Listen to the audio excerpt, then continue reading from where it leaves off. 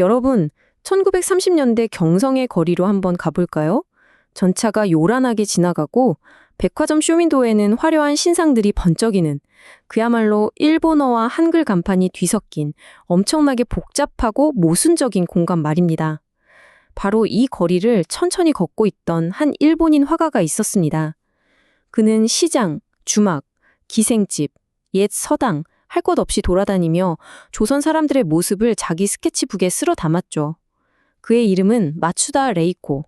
오늘 우리는 이 화가의 붓끝에 담긴 참 아름다우면서도 어딘가 묘하게 서글픈 시각 기록들을 하나하나 해체해보는 해설의 시간을 가져보겠습니다.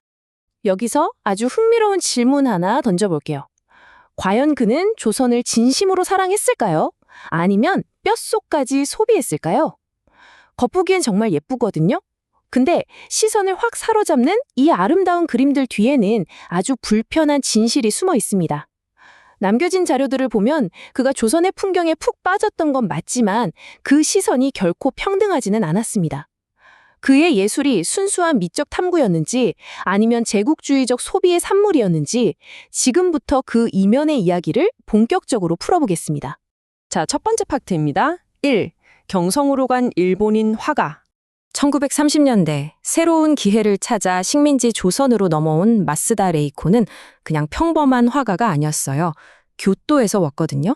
자신이 자라난 교토의 아주 특별하고 구체적인 예술적 배경을 고스란히 경성으로 가져왔다는 뜻입니다. 에도의 우키오의 전통과 장식성이 강한 니혼가 스타일에서 훈련받은 그는 현실을 있는 그대로 사진처럼 찍어내는 게 아니라 진짜 무대 세트처럼 딱 예쁘게 평면적으로 배열하는 데 도사였습니다. 이런 독특한 미적 필터가 훗날 조선을 그릴 때 어떻게 작동하는지 꼭 기억해 두시면 좋습니다. 이어서 두 번째, 평생의 사명, 조선 풍속입니다. 종생의 임사. 와, 단어부터 엄청 무겁죠? 내 목숨을 걸고 평생 해야 할 일이라는 뜻입니다. 1930년대 당시 일본 지식인들이나 민속학자들 사이에서는 일종의 불안감이 쭉 퍼져 있었어요. 조선이 너무 빨리 근대화되는데 옛날 모습 다 날아가는 거 아니야? 하는 위기의식이었죠.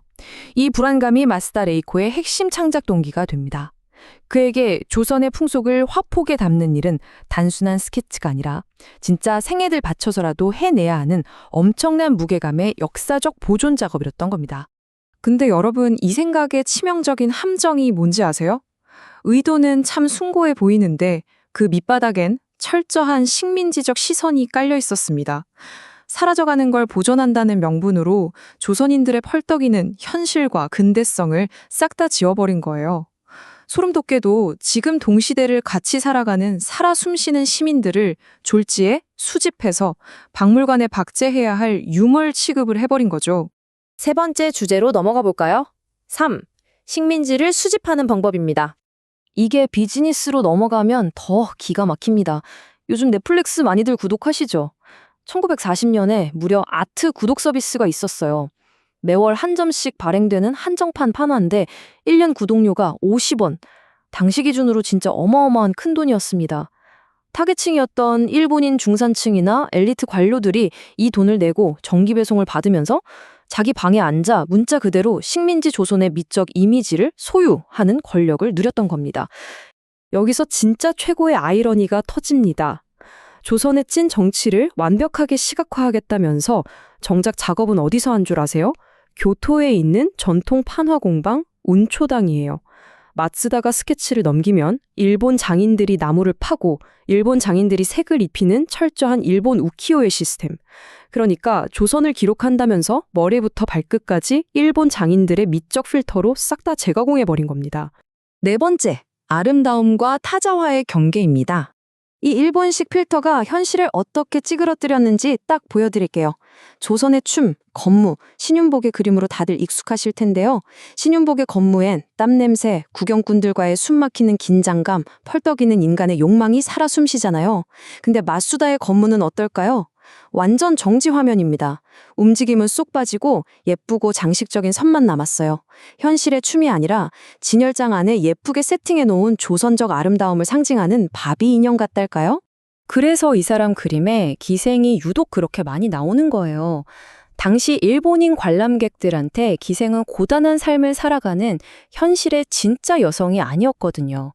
식민지 조선의 이국적인 로망, 극대화된 판타지 그 자체였죠.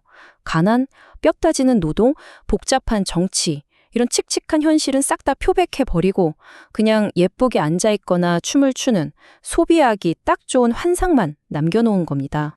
5번째 파트, 5. 박제된 환상 속의 조선입니다.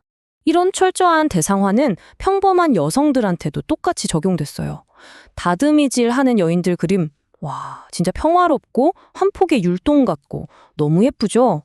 하지만 여러분, 실제로 밤새 다듬이질 해보신 적, 아니 상상이라도 해보세요.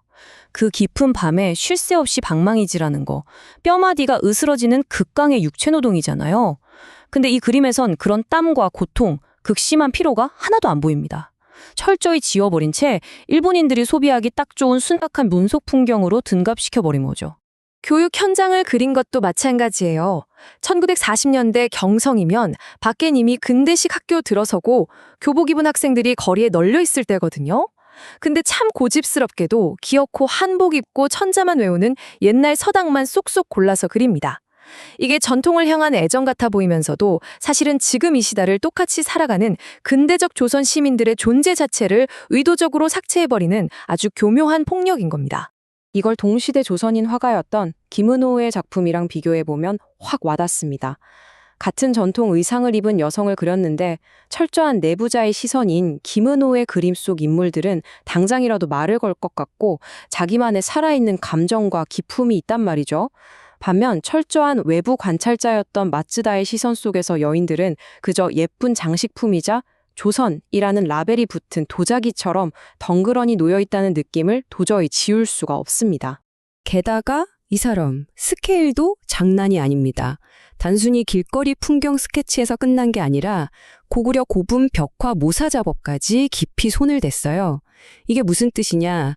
고대부터 현대까지 조선이라는 나라의 역사와 문화 전체를 통째로 꿀꺽 삼켜서 자기들의 거대한 식민지 도가만에 완벽하게 분류하고 통제하려 했던 제국주의적 열망의 끝판왕인 셈이죠. 자, 이제 마지막 6번째 파트입니다. 6. 옥색 치마가 남긴 질문들.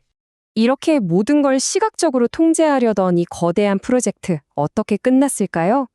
허망하게도 1941년에 마쓰다가 장티푸스에 걸려 43살이라는 너무나 젊은 나이에 갑자기 세상을 떠납니다. 내 평생의 사명이다라며 부르짖었던 작업이 영원한 미완성으로 끝나버린 겁니다. 그리고 참 소름 돋게도 그가 남긴 이 독특한 화풍은 미술사에서 거짓말처럼 싹 사라져버려요. 후계자도 없었죠. 왜냐고요? 이 예술 자체가 철저하게 식민지 경성이라는 비정상적이고 인공적인 온실 속에서만 필 수 있는 꽃이었기 때문입니다.